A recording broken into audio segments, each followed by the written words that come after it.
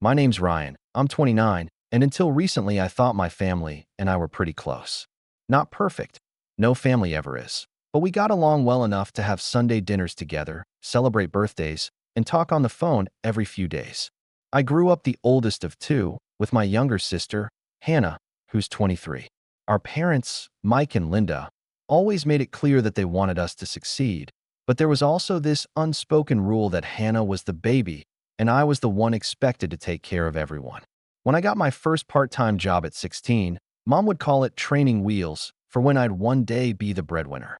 I used to laugh it off, thinking it was just a figure of speech. But looking back now, I realized that expectation never really went away. When I landed my first real job out of college, a junior accountant role, my parents celebrated as if they'd just won the lottery. And honestly, I didn't mind. I was proud of myself too. That job eventually turned into a senior position with a six-figure salary, and I saved aggressively.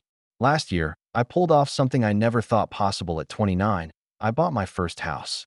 It wasn't a mansion, but it was mine, a three-bedroom home with a big porch, a little yard, and enough space for a dog someday. When I called my parents to tell them I'd closed on the house, they congratulated me. But there was this weird edge in Mom's voice. "Oh, good," she said. "Now you can finally host Thanksgiving." It was a joke, but not really. That became the theme of every conversation for weeks. How my house was going to be the family home base. How Hannah could crash there anytime. How Dad might swing by on weekends to use the garage. I thought it was harmless talk, until the Sunday dinner that set everything in motion. That evening was like any other. Mom had made her roast chicken, Dad was sipping his usual beer, and Hannah was scrolling through her phone. The conversation started light, work updates, weather complaints, the usual. But then Mom turned to me and said, "Ryan, you're the only one with a good job right now. You should help your sister out with her student loans. Or better yet, pay for her last year of college so she can focus on graduating." I thought she was joking. "Wait, you mean like, pay her tuition?" "Yes," Mom said flatly, as if it was the most obvious thing in the world. "You have the money. It would be nothing for you." Before I could even respond, Dad nodded and chimed in. "It's the least you can do after everything we've done for you, Ryan." I felt my stomach drop. "Everything you've done for me?" I asked slowly. Dad leaned back in his chair. "The roof over your head, food on the table, supporting you all those years. We didn't do that for free. It's time you give back." And then Hannah, without even looking up from her phone, smirked and said, "Yeah, you owe us. And if you really cared about family, you wouldn't even hesitate." Something inside me snapped a little at that. I'd worked so hard to get where I was. No handouts, no shortcuts. I'd skipped vacations, worked overtime, and hustled through weekends to save for that house. And what they didn't know, what I had been excited to tell them that night, was that I had just made a huge financial move that I thought would blow them away. I set my glass down very carefully, trying to keep my voice even. "That's funny," I said, my heart pounding, "because I just paid off your entire mortgage this morning. I was planning to surprise you tonight. But now I'm thinking maybe I shouldn't have." The room went dead quiet. Mom's fork froze halfway to her mouth. Dad blinked, clearly caught off guard. Hannah finally looked up, frowning as if she hadn't quite heard me. "Wait, what?" she asked. I let the silence hang for a long moment, then said, "Yeah, and since you all seem to think I owe you, maybe you'll be very interested to hear what I'm doing with the house next." Their faces shifted, confusion, curiosity, and a flash of something else, maybe fear. And that's when I realized this wasn't going to be a normal family conversation anymore. For a second, I thought maybe they'd realize how ridiculous they sounded and back down. But no, I should have known better. Mom was the first to recover. She set her fork down carefully, gave me one of those squinty-eyed looks she used to give me when I was a teenager coming home past curfew, and said, "Well, if you could afford to do that, then you can definitely afford to pay for Hannah's college." I blinked. "Wait, hold on. I just told you I paid off your house. You're seriously skipping over that to ask me for more money?" "It's not more money," Mom said matter-of-factly. "It's family." Dad nodded like some background character chiming in to back up the villain in a courtroom drama. "You're in a position to help, Ryan. You don't just sit on money while your sister struggles. That's not how family works." I leaned back in my chair, trying to keep my tone light, even though my chest felt tight. "Oh, forgive me.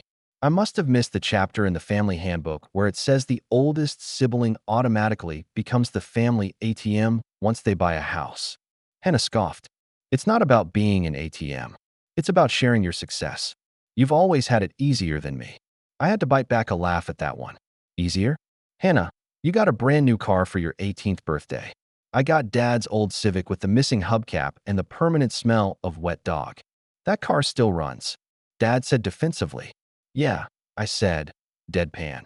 As long as you don't mind that the radio only plays AM stations and the driver's window stays permanently open like it's daring you to get rained on. For a second, Hannah's lips twitched like she was trying not to laugh, but then she doubled down. You just don't understand how hard college is right now. Books are expensive. Rent is expensive. Tuition is. Yeah, I get it. I cut in gently, raising my hands in mock surrender. Trust me, I remember those days. But you know what I did? I worked 2 jobs and ate instant noodles until my hair practically smelled like powdered cheese. I didn't have a big brother bankrolling me. Mom frowned like I'd just committed some crime. Don't talk like that. We sacrificed plenty for you to get where you are. If we hadn't supported you through school, you wouldn't even have that house. That's not exactly how student loans work, I said. I paid those off myself, remember? Because we let you live here rent-free while you were working, Dad said, leaning forward now, warming up for what I knew was going to be a lecture. We could have charged you. Most parents would have. Oh, thank you, I said, smiling sweetly, for the privilege of not charging me rent to sleep in my childhood bedroom with the glow-in-the-dark stars still stuck to the ceiling. Dad didn't appreciate the joke. You think this is funny? A little, I admitted. Because you're acting like letting me stay in the room where I had my 8th grade poster of Spider-Man was some sort of massive business deal. Mom shot me a look that said you'd better be careful, but I didn't care. Something about the way they were sitting there, making me feel like I hadn't done enough after literally paying off their mortgage that morning, just made me want to push back harder. But they weren't done yet. Ryan, Mom said, softening her voice in that fake sweet way she used when she wanted to guilt-trip me. You're successful now. We're so proud of you. But don't you think you have a responsibility to share that with your family? To make sure your sister doesn't end up buried in debt? I rested my elbows on the table and laced my fingers together. Okay, quick question. When Hannah graduates and gets a good job, will she be paying for my future kids' college tuition? Mom's expression flickered. That's different. Ah, yes, I said, nodding solemnly. Different, of course. Silly me. You always do this. Hannah said suddenly, slamming her phone on the table. You twist everything into a joke so you don't have to take responsibility. You're selfish, Ryan. That one stung, not because I believed it, but because it was so wildly unfair. I had been the responsible one my whole life. I was the one who babysat Hannah so Mom could pick up extra shifts. I was the one who fixed Dad's car for free when he refused to take it to a mechanic. I was the one who showed up to every family event, even when it meant missing out on things with friends. And now I was the bad guy because I didn't want to fund someone else's education? I took a slow breath and said, you know what's funny? I was actually going to offer to help Hannah with her loans tonight. Not all of them, but enough to take some of the pressure off so she could focus on school. But the way you're all talking to me right now. I shook my head. You're making it really hard to feel generous. You see, Dad said to Mom, throwing his hands up. This is what I mean. He's ungrateful. All we've ever done is support him, and now that he's finally got money, he wants to keep it all to himself. I don't want to keep it all to myself, I said calmly. I just don't think being financially responsible should mean I'm on the hook for everyone else's life choices. But they weren't hearing me anymore. It was like once they decided I was the villain, nothing I said mattered. Mom started talking about how family is supposed to stick together. Dad muttered something about how he'd never have asked his parents for money, but if they had offered, he wouldn't have said no. Hannah just sat there with her arms crossed, glaring at me like I'd personally set fire to her degree. And as I sat there, watching them, something in me shifted. It wasn't anger, not exactly. It was this weird, cold clarity. Like a little voice in the back of my mind saying, oh, this is what they really think of you. This is how they see you. Not as a son, not as a brother, but as a walking, talking wallet. I didn't blow up. I didn't yell. Instead, I smiled. A small, calm smile that I think unsettled them more than anything I could have said. You know what? I said, standing up and taking my glass with me. I think we should press pause on this conversation. Because if we keep going, I might say something I can't take back. And tomorrow, I'd rather still have a family to come back to. I headed for the kitchen, leaving them sitting there in stunned silence. But in my head, a plan was already starting to take shape. One that would make it very, very clear that I wasn't just their automatic problem solver anymore. The next few days were tense, but quiet. I figured maybe everyone just needed to cool off. I busied myself with work, mowed the lawn, even baked a batch of cookies like some kind of sitcom dad trying to break the ice. I sent Hannah a text saying, "Hey, if you ever want to talk about your loans calmly, I'm here." She left me on read. Fine, I thought. Let them stew. But by the following weekend, things went from awkward to downright surreal. I stopped by my parents' house on Saturday afternoon, mostly because Mom had said she made extra lasagna. And let's be honest, free lasagna is free lasagna. And the moment I walked in, I knew something was off. My parents were sitting at the kitchen table, but there was an unfamiliar stack of papers between them. Mom looked up like she'd been caught red-handed. Dad, on the other hand, didn't even try to hide it. "Oh, good. You're here," he said, waving me over. "We were just going over Hannah's tuition bill." I froze. "Why?" "Because we figured you'd want to get a head start," he said casually, as if this was the most normal thing in the world. I sat down slowly. "What do you mean, a head start?" Mom slid the papers toward me. "We went ahead and called the university," she said, like she was telling me I'd won a prize. "Had them email over the payment forms. We thought it'd be easier for you if we just handled the details. All you have to do is sign and write the check." I blinked at her. "You what?" "You said you were going to help," Mom said quickly. "No," I said, my voice rising just a little. "I said I had been planning to help until you all ganged up on me like I was some kind of walking trust fund. That's not the same as giving you permission to go behind my back and set up a payment plan in my name." Dad frowned like I was being unreasonable. "We didn't put it in your name. Yet. We were waiting for you to get here." "Oh, well, thank you for the courtesy," I said, my voice dripping with sarcasm. "You almost had me thinking I was still a free man with agency over my own bank account." Mom pursed her lips. "Don't be dramatic, Ryan. It's just money." "That's easy to say when it's not your money," I shot back. And then Hannah came breezing into the kitchen like she owned the place, holding up a brand new MacBook box. "Oh good, you're here," she said. "I already picked up my laptop for the semester. You can just add it to the check, right?" I stared at her. "You already bought it." "Well, yeah," she said, like it was obvious. "You said you were going to help, so I figured you wouldn't mind. It was on sale." I had to stand up and take a step back before I said something I'd regret. "You can't just assume I'm paying for things." "It's not assuming," Hannah said with a smirk. "It's family. Isn't that what you always say? Family takes care of each other. That's rich coming from you." I snapped. The same person who never once visited me during college because it was too far, even though it was a 2-hour drive, now wants me to bankroll her entire degree. Her smirk faltered, but she crossed her arms and said, "You're just bitter because I actually have a chance to do something with my life." That one hit me like a slap. "What's that supposed to mean?" "You know," she said, shrugging, "you're just an accountant. You sit at a desk all day crunching numbers. It's not exactly inspiring." I felt the heat rise in my face. "That boring desk job is the reason I was able to pay off this house, and your student loans are next if I choose to help. But you know what? I'm starting to think maybe I don't owe you a thing." Mom gasped like I just cursed in church. "Ryan, don't talk like that." "Why not?" I said, throwing my hands up. "Apparently, it doesn't matter what I want. You've already decided what I'm doing with my money. Why not just write the check yourselves and forge my signature while you're at it?" "Don't be ridiculous," Dad said, his voice going hard now. "We'd never forge your signature. But if you're not going to step up, then maybe we need to reconsider this whole house situation." I turned slowly to face him. "What does that mean?" "You paid it off," he said. "But you wouldn't even have it if it weren't for us letting you live here all those years. If you're not willing to support this family, maybe you should think about whether that house should really stay in your name." I laughed, actually laughed, because the alternative was screaming. "Wow. So now we've gone from guilt-tripping me to threatening me." "No one's threatening you," Mom said quickly. "We're just saying family property should stay family property. If you're not going to use it for the good of everyone, maybe you should sell it. Or let me move in." Hannah piped up, as if that was the natural solution.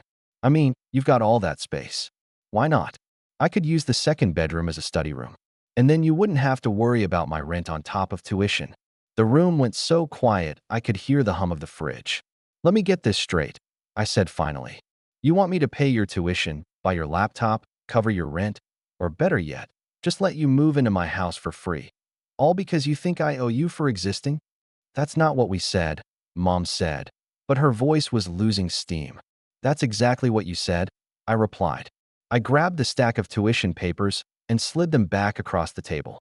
No, I'm not signing this. I'm not writing a check. And if you ever call the university pretending to be me again, I will freeze my accounts so fast your heads will spin. Then I looked at Hannah, who was clutching her MacBook box like a shield. You can return that laptop, or you can pay for it yourself. Either way, it's not coming out of my pocket. I turned to leave, but Dad's voice stopped me. You walk out that door, Ryan, he said coldly, and you're turning your back on this family. I looked back over my shoulder and smiled, calm, almost amused. Then I guess I'd better make it a good exit. And with that, I walked out, leaving them staring after me. As I drove home, my hands were shaking, but not from anger, from adrenaline. This was no longer about money. This was about respect, and they had made it very clear they didn't have any for me. By the time I pulled into my driveway, I knew exactly what I had to do next. The drive home should have been a relief, but it wasn't. I pulled into my driveway, shut the engine off, and just sat there in silence with my hands on the wheel, staring at the empty porch. The house that had felt like such a victory only a week ago suddenly looked smaller, somehow. Less like a home and more like a target. I eventually dragged myself inside, kicked off my shoes, and collapsed on the couch. The silence was deafening. Normally, I liked the peace and quiet after a long day. The hum of the refrigerator, the distant sound of a neighbor mowing their lawn. But tonight it felt suffocating. I kept replaying the conversation in my head, the look on my dad's face when he basically implied that my house might not even rightfully belong to me. The way Hannah had just assumed she could move in. I'd thought paying off the mortgage would be this massive gesture that showed them I cared, that I wanted to give back to them. Instead, it had turned into proof, in their minds, that I had more money to give and that I was holding out. That night, I barely slept. My phone buzzed a few times with notifications from the family group chat, but I didn't check them. Around 3 a.m., I finally gave up trying to sleep and went to sit on the porch with a mug of coffee, staring out at the street. The air was cool, and for a moment I thought maybe I was overreacting. Maybe tomorrow they'd apologize. They didn't. In fact, the next morning, I woke up to an entirely different storm.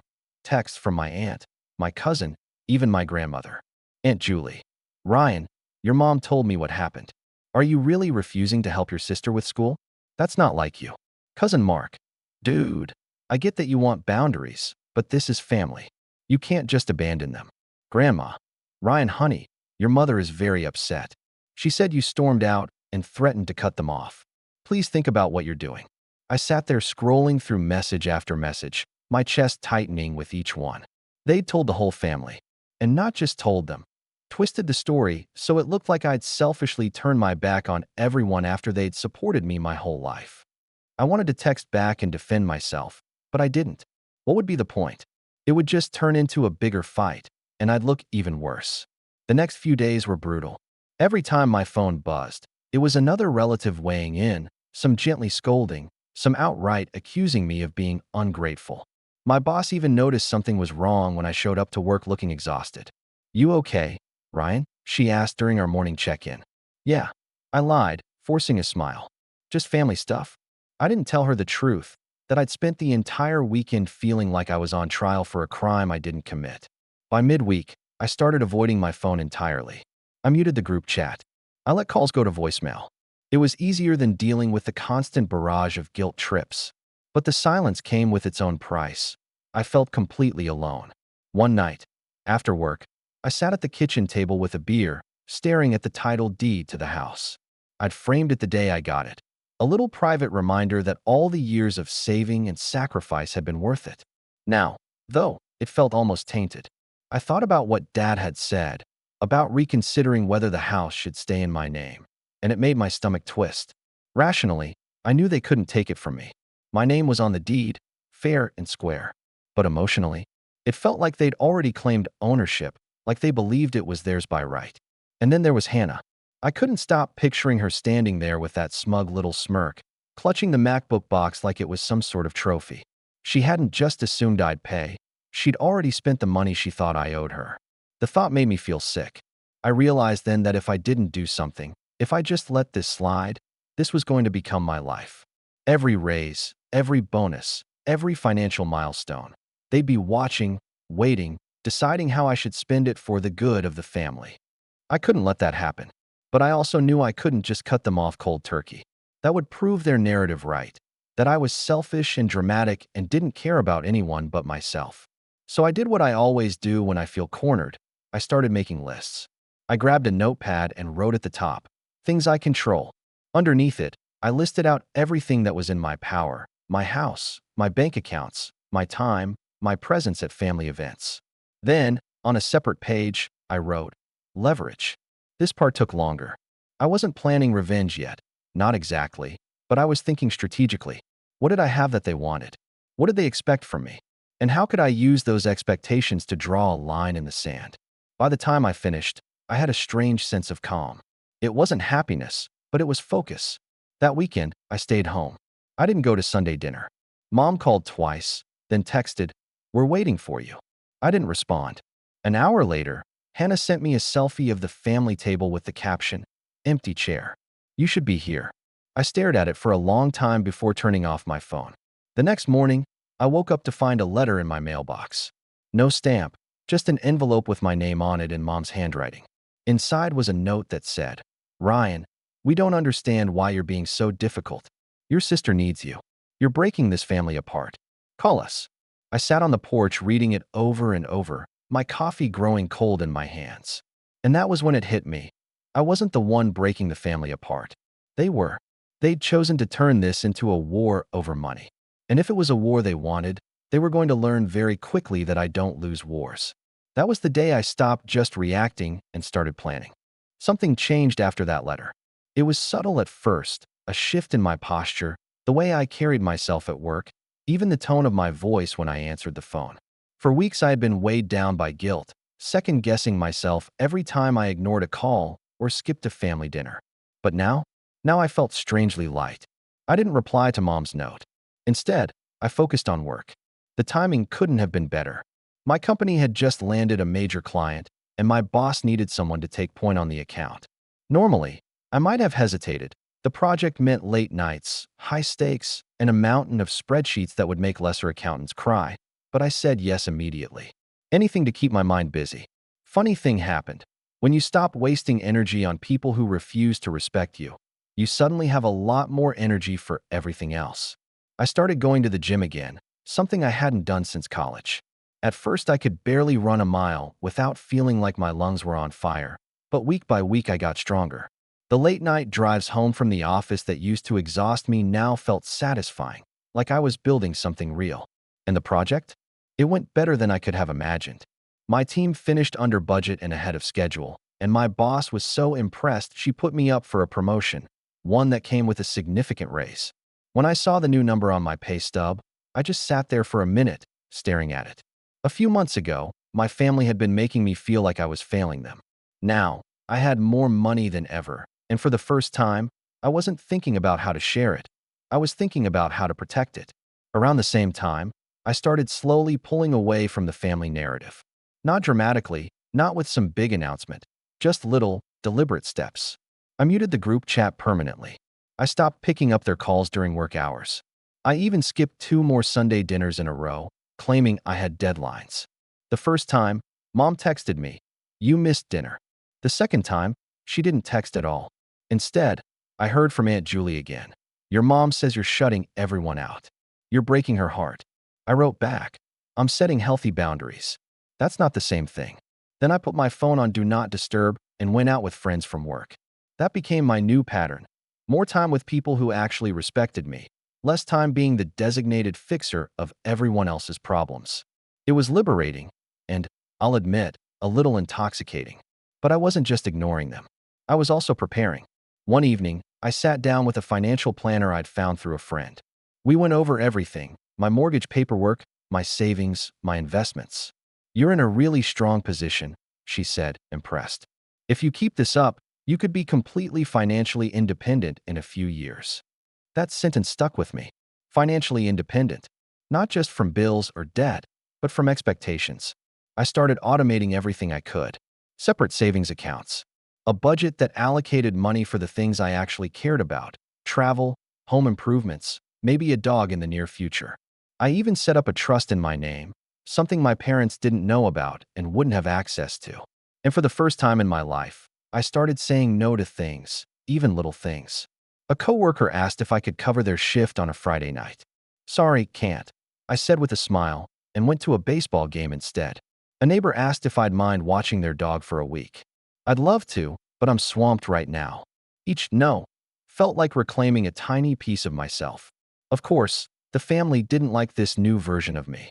One Saturday afternoon, I ran into Hannah at the coffee shop near my house. She looked surprised to see me, then immediately narrowed her eyes. "So this is where you've been hiding," she said. I took a sip of my latte. "Good to see you too. Mom says you haven't been over in weeks," she said accusingly. "Yeah," I said lightly. "I've been busy not being yelled at for how I spend my money." Her jaw tightened. "You're being childish, Ryan. You can't just cut us out because you don't want to help." "I'm not cutting anyone out," I said calmly. "I'm just not volunteering for emotional blackmail anymore." She scoffed. "You think you're so much better than us now just because you have a house and a job." "No," I said, smiling faintly. "I think I'm better off not letting other people treat me like their personal piggy bank." For a second, she looked like she might actually say sorry, but then she rolled her eyes and walked out. And that was when I knew. They still thought this was temporary. That if they pushed hard enough, guilt tripped long enough, I'd eventually cave. They didn't realize that the more space I had, the stronger I was getting. Over the next month, I started making upgrades to the house. Not for them, not to impress anyone, but for me. I finally repainted the kitchen cabinets, added a fire pit to the backyard, even bought myself a new couch. Each improvement felt symbolic, like I was taking back ownership of my own space. And quietly, I began to prepare for the next time they tried to corner me. Because I knew it was coming. People like my parents and Hannah didn't just give up. They'd test me again, maybe at Thanksgiving, maybe at Christmas. But when that day came, I was going to be ready. By the time October rolled around, I wasn't just surviving, I was thriving. The promotion had gone through, my raise kicked in, and my evenings were filled with projects that actually made me happy. I'd started hosting small get-togethers at my house with friends from work, game nights, backyard barbecues, even one disastrous attempt at a taco bar that left half of us in a salsa coma. But every time I looked at the family group chat, still muted, still buzzing away with messages I refused to read, I felt that old knot in my chest. They hadn't tried to talk to me face to face since the coffee shop run-in with Hannah, which I figured meant they were regrouping. And I wasn't wrong. One evening, I got a call from an unknown number. I let it go to voicemail, figuring it was a telemarketer, but when I checked the message later, my stomach dropped. "Hi, this is Rachel from Crestwood University's Financial Services Office. We just wanted to confirm we received the first half of tuition for Hannah's semester. If you have any questions, please call us back." I played the message again, just to be sure I'd heard it right. First half of tuition? I hadn't sent a dime. The next morning, I called the number back. Rachel answered, cheerful and polite. "Oh yes, Mr. Carter. We got your payment. Thank you so much for taking care of this for your sister." "I didn't make a payment," I said flatly. "Can you tell me how it was submitted?" There was a pause as she checked her system. It looks like it was done by wire transfer. The name listed is Michael Carter. My dad." I thanked her for the information, hung up, and just sat there at my kitchen table, staring at the phone. My dad had taken money from somewhere, I didn't even want to guess where, and paid Hannah's tuition himself.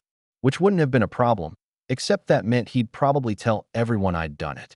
And sure enough, later that evening, I got a text from Aunt Julie. "Proud of you, Ryan. Your mom said you came around and did the right thing." I almost laughed. Came around? No, this wasn't me caving. This was them staging a little PR campaign to make it look like I'd caved. And that was the moment I decided enough was enough. I called my financial planner the next day. "Remember how we talked about putting some assets into a trust?" I said, "Let's move forward with that. And let's make it ironclad.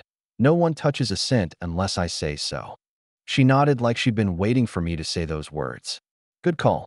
We'll make sure everything is protected under your name only." Over the next few weeks, we restructured everything. My accounts, my investments, even the house title. It was all legally shielded. If my parents ever tried to claim they had a stake in it, which, knowing Dad, wasn't outside the realm of possibility, they'd have no legal standing. But I wasn't just protecting myself. I was also watching. I started following Hannah's social media again, not to engage, just to observe. And sure enough, it didn't take long for her to start posting photos from her new study setup in my house. I frowned at the pictures. She wasn't living there. I'd changed the locks, for one thing, but she'd definitely been inside. The background of one photo was my guest room, the one I'd just repainted. It took me a day to figure out how she'd gotten in. When I called my neighbor, Mrs. Lopez, she was more than happy to chat. "Oh, yes," she said. "Your sister stopped by while you were at work. Your parents let her in. Said you'd given permission." I thanked her and hung up, feeling my jaw tighten. So they were just coming and going as they pleased now. That weekend, I installed a security system. Cameras at every entry point, keypad locks on the front and back doors, even a smart doorbell that recorded video and sent alerts to my phone. If they set foot on my property again, I'd know. And then, slowly, I started planning the next family dinner. Not at their house, not at some neutral restaurant. At mine. I sent a short, polite text. "Dinner at my place next Friday. 7 p.m. I'd like to talk." Within an hour, Mom replied, "We'll be there." No emoji, no small talk, just 3 words. Perfect. Over the next few days, I set the stage carefully, cleaned the house top to bottom, set out my nicest dishes, even bought a new set of wine glasses. I wanted everything to look calm, controlled, like this wasn't a confrontation, but a business meeting. But my favorite touch? On the dining table, I placed a neat folder with copies of the house deed, the trust documents, and a letter I'd had notarized that made one thing very clear. My house was mine, my money was mine, and any future trespassing would be treated as exactly that, trespassing. It wasn't about threatening them. It was about making them understand that the days of me rolling over were gone. As I set the last wine glass down, I caught my reflection in the window. I looked different, not just physically, though the months of gym time had leaned me out and put some strength back in my shoulders, but in my expression. I didn't look like the kid sitting at their table, begging for approval anymore. I looked like a man who was about to take back control of his life. Friday night arrived, and my house had never looked better. The table was set like something out of a magazine. Clean white plates, candles flickering softly, wine breathing in the decanter. If someone had walked in off the street, they might have mistaken it for a celebration. Inside, though, I felt like a chess player sitting down for the final moves of a long, complicated match. Everything had been leading to this. At 6:55 p.m., my driveway lights flicked on. The security cameras had caught them pulling in. My phone buzzed with an alert showing Dad's truck and Mom's car right behind it. Hannah, of course, had posted a picture to her Instagram story of family dinner night with a cheerful caption, as though we were one big happy family. I opened the door before they could knock. "Come on in," I said, my voice even. They stepped inside, looking around like they hadn't been here in years, which, technically, they hadn't since the argument. Hannah wrinkled her nose a little. "You repainted," she said. "I did," I said with a small smile. "I've been busy." Mom's eyes swept the table and softened a little. "This looks lovely, Ryan. I knew you'd come around." I didn't correct her. Not yet. We sat down, and for a few minutes, it almost felt normal. Small talk about the weather, Dad asking about my job, Hannah complaining about a professor. But there was a tension under it all, like everyone was waiting for me to make the first move. Finally, I set my fork down and looked at them. "So," I said casually, "about this narrative going around that I paid Hannah's tuition." Mom blinked. "You didn't?" "No," I said, meeting her eyes. "I didn't. But I'm flattered that Dad decided to pay it and give me the credit. That was generous of him." Dad shifted uncomfortably in his chair. "I didn't give you credit. I just didn't correct anyone." "Uh-huh," I said. "Well, I called the university. They were under the impression that I made the payment, which means someone misrepresented me. And I take that seriously." "Ryan," Mom said, her tone warning now, "don't make this into a bigger deal than it is." "It's already a big deal," I said calmly. "Because that wasn't just about tuition. That was about you deciding you could speak for me, about my money, my choices, my name." Hannah rolled her eyes. You're so dramatic. It got paid. Who cares how? I turned to her and smiled faintly. I care. And since you apparently care about using my name, let me show you what my name is actually on. I reached behind me and placed the folder on the table. They all looked at it like it was a grenade. This, I said, sliding the first document out, is the updated title to the house. It's in my name only, and it's legally protected under a trust, which means no one can touch it. Not now, not ever. Mom's face paled a little. Ryan, that wasn't necessary. It was, I interrupted gently, because apparently there was some confusion about whether this house is family property. It's not. It's mine. And from now on, no one, and I mean no one, enters it without my permission. I slid the next paper across the table, the notarized letter.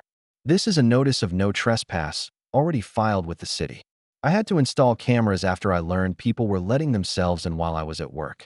That ends now. Dad's face darkened. You're really going to treat us like criminals? No, I said calmly. I'm treating you like people who need clear boundaries. If you can respect them, great. If you can't, well, the law will handle it. For a moment, no one spoke. The only sound was the faint ticking of the wall clock. Then Hannah burst out laughing, like I'd just told a joke. Oh my God, Ryan, you're insane. This is over a laptop and some tuition money. No, I said quietly. This is about respect. And since you brought up money, let me be very clear about something. I leaned forward slightly. I'm not paying your tuition. I'm not paying for your laptop. I'm not paying for your rent. I worked for everything I have, and if you want the same, you'll work for it too. That's not me being cruel. That's me holding you to the same standard I held myself to. Hannah's smile faltered. So you're just going to watch me struggle? No, I said. I'm going to watch you grow up. Mom opened her mouth, probably to scold me, but I held up a hand. Before you say anything, I need you both to hear me clearly. I am done being the family wallet. If you need help someday, and you ask respectfully, and I'm in a place to help, I might say yes. But I will never be manipulated into it again. Dad's jaw tightened, but he didn't say anything. Mom looked down at her plate.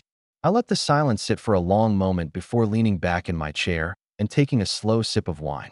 Now, I said lightly, dinner's getting cold. Shall we eat? The rest of the meal was quiet, awkward, but not hostile. And for the first time in months, I felt like I was the one in control. When they finally left, I stood on the porch watching their taillights fade down the street. My heart was pounding, but not from fear this time, from something closer to satisfaction. They knew now. The rules had changed. But I had one last card to play, something that would make absolutely sure they never tried to cross me again. And I planned to play it very, very soon. The weekend after that dinner was oddly quiet. No texts, no calls, no thinly veiled guilt trips in my mailbox. For the first time in months, I woke up on Sunday morning without that familiar weight in my chest. I made coffee, sat on the porch, and listened to the quiet. By Monday afternoon, though, the storm arrived. It started with Aunt Julie again. Your mom called me in tears, her message read. She said you humiliated them, treated them like criminals. Are you really serious about all this? I stared at the text for a long time before replying. Yes. This isn't about humiliating anyone. This is about me not being manipulated anymore. She didn't reply. Then came the phone call from my grandmother. Ryan, sweetheart, she said gently. I know you're trying to do the right thing, but your mother is heartbroken. She says she doesn't even recognize you anymore. I closed my eyes and took a breath. Grandma, I said, keeping my voice calm. I'm still me. I still love my family. But I can't let them treat me like an endless resource anymore. That's not love. That's control. There was a pause on the other end of the line, and then she sighed. I suppose I can't argue with that. I just hope they come around. Me too, I said softly. The next few weeks were tense. My parents didn't come by, didn't invite me over, didn't even text. It was like an unspoken standoff. Them waiting for me to apologize, me waiting for them to realize I wasn't going to. But then something interesting started to happen. My cousin Mark reached out one night, completely unprompted. Hey man, he texted. I heard what happened with your folks. For what it's worth, I think you did the right thing. My parents tried something similar with me a few years back, and I wish I'd stood my ground like you did. That message felt like a weight lifting off my shoulders. For the first time, someone in the family actually understood. Over the next month, a few more cracks appeared in the united front. My aunt stopped sending guilt-trip texts. My grandmother called just to talk. not to plead for reconciliation. Even Hannah, who had blocked me on social media after the dinner, quietly unblocked me and liked one of my posts about my new backyard fire pit. Then, one Friday evening, Mom called. For a second, I considered letting it go to voicemail, but something told me to pick up. "Hi, Mom," I said cautiously. There was a long pause. Then she said, "We owe you an apology." I blinked, stunned. "You what?" "We went too far," she said, her voice softer than I'd heard it in months. "Your father and I talked. We shouldn't have tried to pressure you like that. And we shouldn't have let ourselves into your house. That wasn't right." I didn't say anything at first, just let the words hang in the air. "I think," Mom continued, "we got so used to you being the responsible one, the one who fixes everything, that we forgot you're an adult with your own life. We're sorry, Ryan." I exhaled slowly. "Thank you for saying that," I said. "That means a lot." "We'd like to come over," she said hesitantly. "Just to talk. No pressure, no arguments." I thought about it for a moment, then said, "Okay, but there are rules now. You respect my space, my time, and my decisions. If we can agree on that, we can try again." "We agree," she said quickly. When they came over that Sunday, the atmosphere was completely different from the last time. No demands, no guilt trips, just conversation. Dad even cracked a joke about my security cameras. "Guess we can't sneak in anymore," he said with a half smile.